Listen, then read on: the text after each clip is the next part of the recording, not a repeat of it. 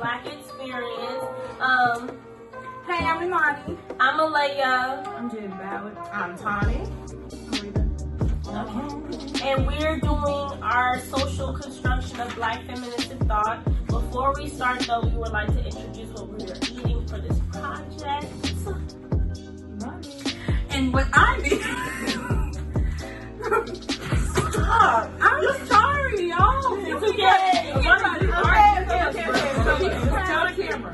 I'm eating a Boar's Head sandwich, some brisk iced tea, and it's a Boar's Head sandwich, bagel sandwich. Y'all, I went to Pizza Hut and got me a chicken and spinach pizza with pepperoni, All that. breadsticks, cinnamon roll, water, just in case I get heartburn, And to top it off, and to top it off, an Arnold Palmer. I got me a little something slack, John's pizza, You were reaching. cheese, barbecue chicken, wings. And I got sushi. Mm-hmm. I got Cheetos. Okay. And a sandwich. That's already halfway home. I got a sandwich from Boar's Head. Alright, so we're gonna start down the book. But before we do that, we wanted to discuss about the author. Her name is Patricia Hill Collins. She was born in May 1st, 1948. She got her master's from Harvard and her PhD from Brandale University. that's an I though. Brandale? Okay, she was the former head of the African American Studies at the University of Connecticut. That is the first African American woman to become the president of the ASA. And now she's a professor of sociology at the University of Maryland. Our sis is doing good stuff. You know what I mean? Period. But other than with the background information, we're gonna start off with our point of views of the book and what we got from it, so we can teach y'all. I'm gonna start off with the foundation of Black feminist thought. Let me tell you something. I didn't really understand it, but this is what I got from it, from watching videos and reading the book as well. Yeah, so what I learned was that the standpoint theory, the main idea is to show the truth of what the oppressor is doing to the oppressed group.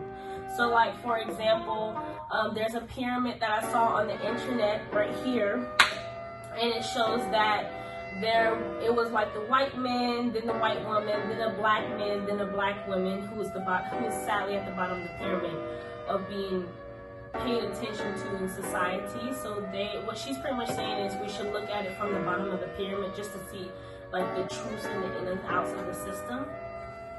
So within the standpoint of the Black women's point of view, it just shows our unique experience as a Black woman that nobody else can go through unless you are a Black woman. She split it down between two, and she started off with the economic and political status. The work that we perform, our roles in society, is something that only we can go through. So that's how we can start off our standpoint with this, with the Black feminists. And then also too, the consciousness, that's what also narrows down the Black feminist thought, is because like, what do you call it? It's something like, the thought of a Black feminist is not always given to a Black woman. It's something that's given. It's not a gift that you have that you automatically have because you're Black. It's really like a specific thought that you have to go through. And yeah, that's what I learned. Okay. Then I read something about like something between like what one does and what one thinks. And she compared that to like the Black feminist thought and then the white feminist thought. One quote to help me understand the difference between what one does and what one thinks is a quote that I read in the book by Rosa Wakefield. And she said if you eat these dinners and don't cook them, if you wear these clothes and don't buy or iron them, then you might start thinking that the good fairy or some spirit did it all. Black folks don't have time to be thinking like that, but when you don't have anything else to do, you can think like that, but it's bad for your mind. I thought that was really good because I feel like some of the problems that white feminists go through is like, not to be disrespectful, but like, it's like nothing compared to what we go through as black women as well. I just feel like all of us have like our own like field of vision, like, you know what I mean? Yeah. Like all of us have our own experiences and stuff, so like our struggles may not seem as like hard to other people, but it's the most that we've been through, you know? Yeah. And that's my interpretation, my point of view of the standpoint of black feminists. Now see, that conversation with the point of view. All right now. Kind of reminds me of my face. Okay. All right now. Now Let's talk about it, sis. What a segue that was. Now I'm telling you. We segue. And let the church say Amen. Okay. Now. Okay, Pastor. Turn me up. Okay. All right now. Now the scripture says of the book, I agree it was kind of hard to understand because the words were a lot. But here's what I got from it. Their knowledge exists on two levels. My chair. Knowledge exists on two levels. The first level is everyday knowledge that is often taken for granted. And then the second knowledge is knowledge by experts like the author or just people with PhDs and professors. So, the conversation that they were having before my section reminded me of Kimberly Crenshaw, who came up with the idea of intersectionality, which basically means that the idea or black women go through levels of oppression that have to do with gender because they're women, and then race because they're black women. Therefore, when you put both of them together, when you put racism and sexism together, it creates like a harder time for black women, which means that black feminism specifically focuses on the struggles of black women, be that sexism, racism, all of that, to properly advocate for ourselves. So that's what reminded me of like a girl, Kimberly Crenshaw. White women don't understand what we go through because when we speak out, we're portrayed as angry. But when a white woman does it, she's portrayed as like a hero, as or a like hero, super or brave, as a superwoman. I also feel like it's not just like white women, but it's just like everyone. Except like, for black women. Except for black women. Like even like men of color, either other women of color, like it's just not the same as like being a black woman in America. Like no one will ever anywhere, a black woman anywhere. Yeah. We're definitely on the bottom of the because what did Malcolm X say? He said the black woman's the most disrespected woman or person in the world is a black woman. The most neglected person in America is the black woman. Y'all gotta do better. But guess what? We'll rise up. Bro, I cannot with you. Rise like the day. We'll rise up. Alright, anyway.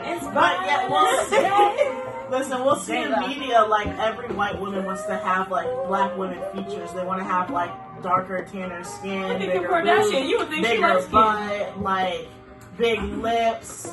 But you know, like that's not realistic. They want to be us without being us. Period. They want to be in our shoes except for walking in our shoes. They want. So, hey guys. We had a couple technical difficulties with my part, so I'm just going to do a voiceover for now. And if you watch closely, you might see a mental breakdown in fast motion. So yeah, watch for that if you want to see. But I had concrete experience as a criterion of meaning. Okay, so Carolyn Chase talks about how her aunt used to say, a heap see, but a few know. This saying depicts two types of knowing. So the first type of knowing is knowledge, which is learning from experience. And then the second type is wisdom, which is taught. So that's the heap of people that see, while the learning from experiences is the people that know. So illusions of these two types of knowledge pervade the words of African American women.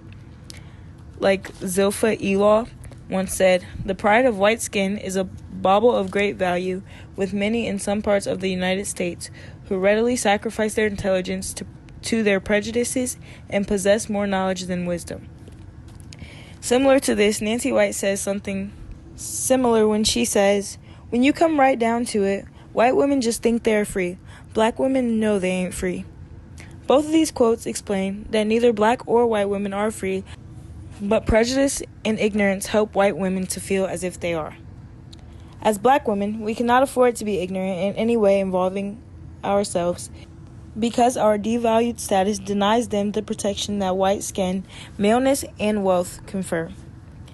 People who have lived through the experiences about which they claim to be experts about or have wisdom on are more believable and credible than those who have just read about or thought about some experiences. An example explaining the levels of meaning that can occur when concrete experiences are used as a criterion of meaning is June Jordan's essay about her mother's suicide. A quote that stood out to me in June Jordan's essay reads, "The legacy of a woman whose death you cannot possibly pinpoint because she died so many, many times, and because even before she became your mother, the life of that woman was taken. I came too late to help my mother to her feet." This quote is interesting and upsetting to me because June felt like she was helpless to her mother because of all the struggles that she had already been through and was continuing to go through. Jordan describes her mother, who died trying to stand up. She also talked about the effect that the death of her mother had on her and her life's work. But yeah, that's pretty much it for my part, my voiceover. Now we're going to go back into the video. So yeah. So my section mainly talked about how black women, we know we're the most oppressed, and despite all, we still try to persevere and push through, and some of us are super successful, and I have a video at the end of the presentation, video thing, to explain it, and that's it. Okay, well, I focused on epistemology and Black feminist thought. It basically explains how living as an African American woman is essential for producing Black feminist thought, because in Black women communities, thought is validated and produced with reference of historical material and epistemological conditions. So basically, it's saying that African American women who believe that claims about Black women need to be proven by Black women's sense of their own experience and ground their knowledge claims in Afrocentric feminist epistemology produced a rich tradition of Black feminist thought. And lastly, it does talk about 3 conflicts that Black women scholars do face when trying to develop these thoughts. 1, it must be validated by ordinary Black women by being personal advocates of their material. 2, it also must be accepted within their own community of Black women scholars. And 3, they must be prepared to confront Eurocentric masculinity, political and epistemological requirements. That's it. All right, listen. We're going to discuss about the book a little bit more. She talked about Sojourner Truth. I talked about the standpoints. She talked about Kimberly Crenshaw.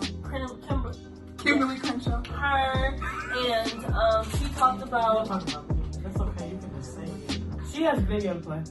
I have a video. Yeah. But I mean, like, the video to play, and then we did all this stuff, and we really want you to enjoy the video. You'll see us in class. We'll sign any type of autographs you need us to sign. When we get famous for this mukbang, It's probably funny. The Black Power. we are all Black women putting so much energy into this for us. Are y'all really about to put all this at the end? no. I don't know. Are you? Clip that shit. Okay, well, bye. We gotta leave. Bye. anything?